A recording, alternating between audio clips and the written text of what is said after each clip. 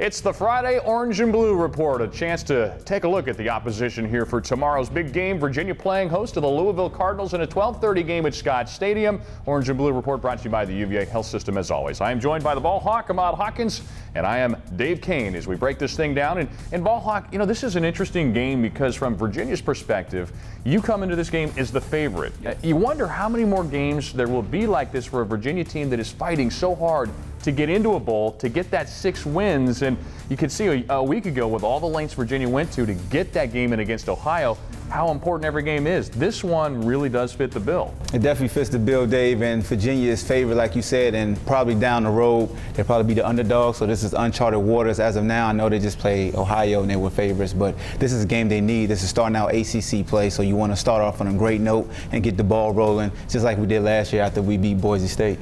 ACC opener for both of these teams. They both come in with 2-1 records, but let's look a little bit closer at this Louisville team and what they're composed of. Now, this is the post, we're talking Lamar Jackson era here. So this is a totally new set for this team, and for that matter, it's the first start in the career of the redshirt freshman Malik Cunningham. So as you look at what Cunningham brings, he's got the speed, maybe not quite as fast as Jackson, certainly not as accurate, right? There aren't too many that are. So how does this team work under the redshirt freshman? With the redshirt freshman, is all about creating space, creating movement on the defense, using your eyes against you. He's so dynamic. It's similar to our quarterback, Bryce Perkins. Get him out in space, let him use his athleticism and his speed, and use that to your advantage. He's the leading rusher on this Louisville team. He's not known as a thrower right now, but again, same thing, just getting movement, allowing receivers to block, and just put the ball in number 3 hands. This time he handed off to the running back, but you saw the response he got from the defenders to make sure 3 didn't have the football. Cunningham threw for almost 3,000 yards as a senior in high school. It's not as though he can't throw the football. It's just that he hasn't proven it yet. That read option and the ability to throw,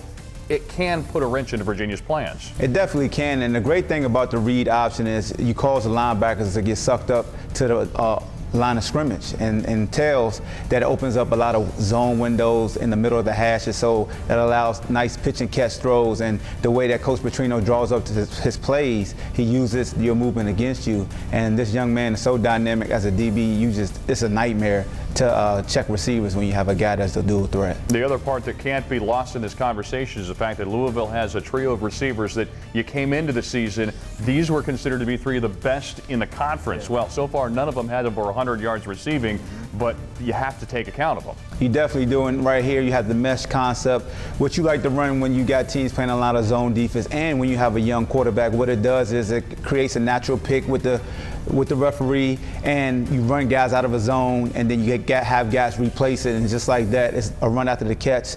And it's a simple concept which allows a young quarterback to maintain coverage and maintain where the safeties are at. Now, this is all assuming that we don't see Juwan Pass, the guy who started the first 2 games. So we'll see. He's the more passing type of quarterback, as his name would tell you. But see what you did there. Yeah, you know, it wasn't intentional. It rarely is. But so Virginia will have a couple things to look for when the Cardinals have the football. Now, when Virginia has the football, they'll be going against a Louisville defense that is replacing a lot. They've had 2 big injuries already, and a very inexperienced front 7 for those guys.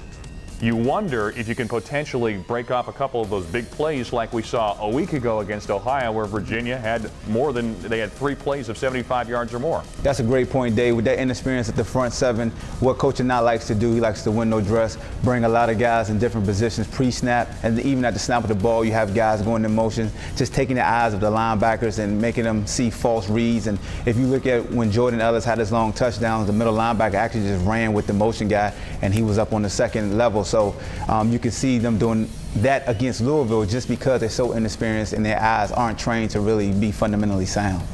Well, Louisville defensive coordinator Brian Van Gorder in his first season, this is their 3rd defensive coordinator that Louisville has had over the past 3 seasons. And so with a youthful bunch, he's not afraid to overload things up front, though, and really attack, as you can see in some of these videos. You wonder, again, can Virginia do what they did to Ohio, who blitzed a lot last week, was very aggressive, and also inexperienced? Definitely. The opportunity will be there for one-on-one coverage on the outside. They're banking on our offensive line, making mistakes, blowing assignments, and what you need to do is pre-snap read. Bryce Perkins has to find where the hot route, how adjustment is at, and just use this against this inexperienced defensive line, just because, as you said, 3 defenses in the past 3 years, so these kids are still learning, and it's so early in the year.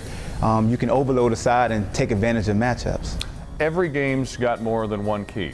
But I want to know your biggest key as you look at this game tomorrow. Eliminate explosive plays from the quarterback position. Cunningham is a guy that's a dual threat type of running back. We see that every day at practice with Bryce Perkins. If you look at the history of University of Virginia football, we've had trouble versus dual threats. The 2 years ago when Louisville came here, though, we kept Lamar Jackson contained, but I thought that was more of Lamar wanting to stay in the pocket than that's actually doing what we're supposed to do. So it's making it tough on this young man, make him throw the football in tight windows, and when we have an opportunity to make a play, catch the football for an interception. That's what he did. He made a living doing those things. All of those things. The ball hawk, when he speaks, people listen. That's the Orange and Blue Report. Reminder, again, 12:30 kickoff tomorrow. We hit the airwaves at 11:30 on the Virginia Sports Radio Network. We'll see you at Scott Stadium.